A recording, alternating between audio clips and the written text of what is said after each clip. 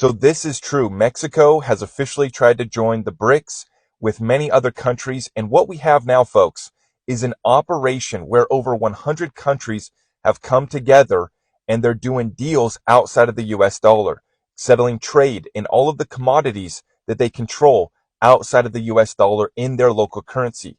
So it's not just Mexico. It's not just the BRICS. We covered it the other day with the Kenyan president telling his citizens to abandon the US dollar. This is happening worldwide, over 100 plus countries. Now, I brought this up and this video was doing really well, but there's plenty of people in the comments that think that everything is just fine. I brought up the fact that they're dumping our treasuries at the fastest pace in 10 years. And many people say that's not that big of a deal. If it happened 10 years ago, we're still here today. Everybody's still using the dollar. Obviously, it's not that big of a deal. But here's what's different.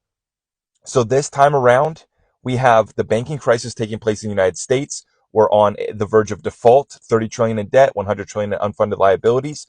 But last time around, when these countries were dumping our treasuries at this fast of a pace, they did not come together in an alliance of over 100 plus countries that are getting together to do trade outside of the dollar. They're dropping our treasuries. They're creating new reserve currencies, right?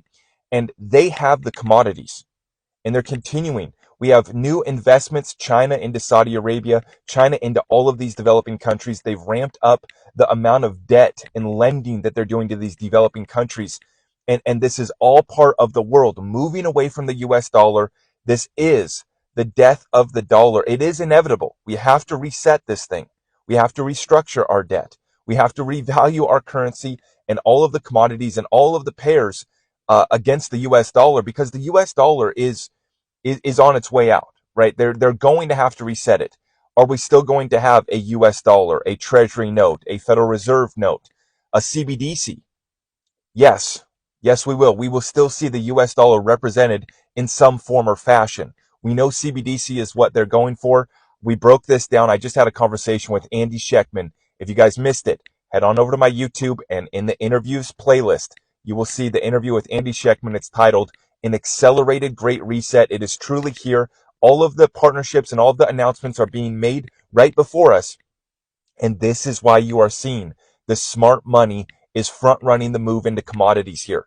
And they're draining the vaults of the gold and the silver, right? They're draining the vaults of the gold and the silver. The smart money is getting it out, securing the commodities. We're about to see a flood of money and liquidity coming out of the high-priced, overpriced, speculated on equities, and it's coming into commodities. It's coming into the real value, the real economy, right?